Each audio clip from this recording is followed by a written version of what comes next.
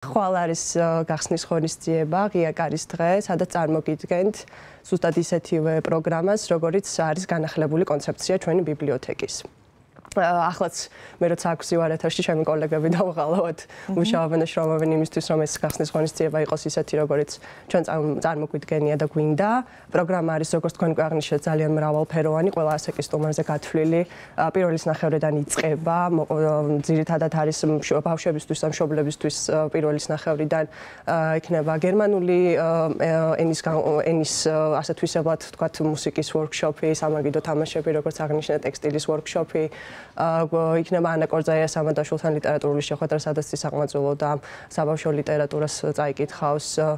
შემდგომ უკვე პარალელურად, რა თქმა უნდა, იქნება ბაზრობა, სამეწარმეო ბაზრობა, რომელსაც ძალიან ბევრმა სურველმა და ქართველმა მეწარმეებმა გამოთქვა სრულიად მონაწილეობა მიიღო, ჩვენ არ ველოდით ასე ვთქვათ აქტიურობას, მათი მხრიდან ძალიან მაღალფილები ვართ და მოხარულები ვართ ამით. გვექნება ასევე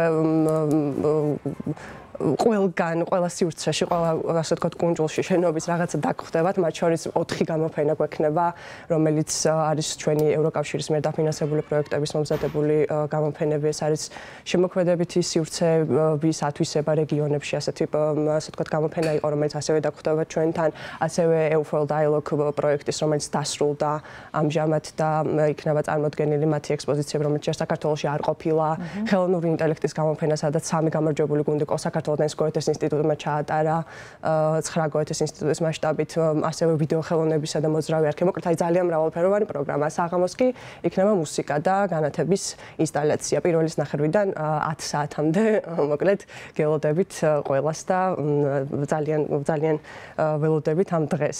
ჩვენთვის ძალიან მნიშვნელოვანია.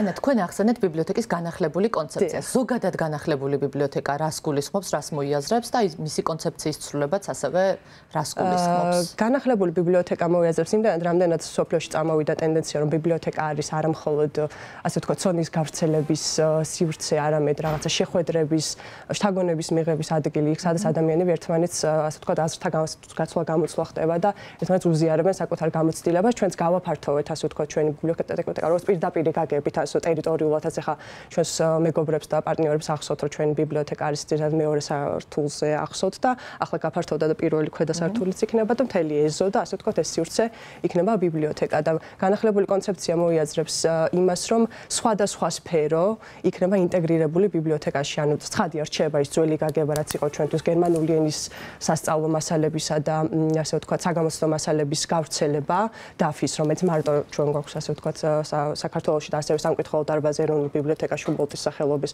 რომელიც ასევე გოეთეს ინსტიტუტის ბიბლიოთეკას ეკუთვნის.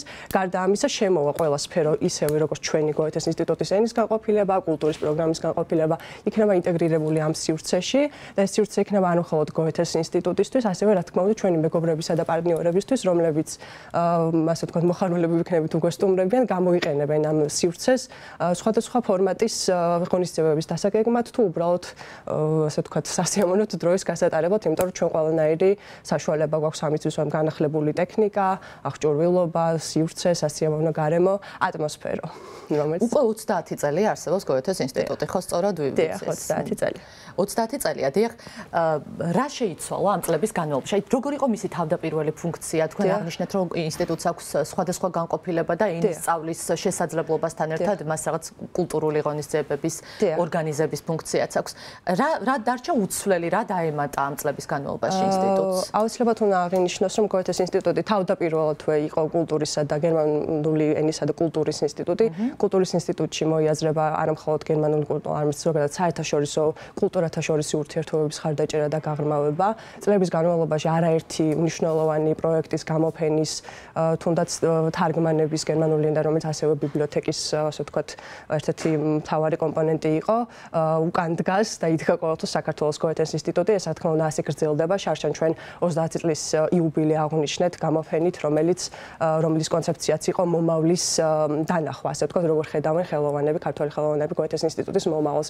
ის ძალიან საინტერესო ასე თქვა ნამუშევრებით შევიტყეთ, რამდენად დიდი მომავალი აქვს ამ ინსტიტუციას, როგორც ევროპულ ინსტიტუციას, რომელიც მუდამ დგას ამ კულტურათა შორისი ურთიერთობების მხარდამხარ, ასე თქვა, აგრძელებს ამას, აგრძელებს გერმანული ენის პოპულარიზაციას, მრავალი საგანმანათლებლო პროგრამით თუ უბრალოდ ენის კურსების შეთავაზებით, რომელიც ასევე ჩვენთან დაგხვდებათ.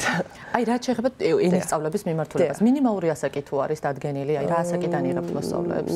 იცით რა, საბავშვო კურსები არის, ასე ვთქვათ, პრინციპში 7-8 წლიდან უკვე შეიძლება ვთქვათ ბავშვების მოყვანა, არის მოზარდების კურსები და არის, რა თქმა უნდა, ჩვეულებრივი მოზრდითათვის კურსებიც. ანუ ნებისმიერი, პრინციპში ნებისმიერი ასაკის ადამიანზე არის გათვლილი. აი, ენის შესწავლის მსურველთა რაოდენობის მიხედვით, როგორ შეაფასებთ, რამდენად ბევრი არის დაინტერესებული გერმანული ენის შესწავლით? აი, ჩვენ ყველამ ვიცით, რომ უცხოეთში, განსაკუთრებით გერმანიაში ბევრი შესაძლებლობა არის სწავლის გაგრძელების და ამიტომ ინგლისური ენის შესწავლის სურვილები ხშირად ამატებენ ხოლმე გერმანულ ენასაც. აი, როგორია სტატისტიკა? მზარდია გერმანული? მზარდია, ახლა საოცრად მზარდია, მინდა რომ გასაკვირად მზარდია, სწორედ ახლახან იყო ამ თემაზე ლაპარაკი, რა მასწავლებლების რაოდენობაც გაზრდილია, ანუ თვითონ ადამიანებს ვისაც სწავლება სურთ და ასევე მოსწავლეებისაც ცხადია, დღითი დღე იზრდება, ასე ვთქვათ, რაოდენობა იმ ადამიანებისა ჩვენთან პირველ რიგში, იმიტომ რომ ჩვენ თავაზობთ ძალიან ბევრ შესაძლებლობას. ეს არის არა მხოლოდ ვთქვათ ენის კურსები, არამედ სხვადასხვა პროექტები, რომლებსაც აი იგივე ვახსენე, ვთქვათ ჩვენი გამარჯვებულები საქართველოს ხელოვნური ინტელექტის გამოფენის, რომელიც გოეთეს მეტავერსში VR სუმში იქნება წარმოდგენილი და ეს ჩვენ ხვალინელ სტუმრებს შეუძლიათ ნახონ ეს ვთქვათ ჩვენი ქართველი ქართველი მოსწავლეების, ასე ვთქვათ, ნამუშევრები, რომლებიც ენის ცოდნასთან ერთად სხვა მიმართულებითაც ვითარდებიან.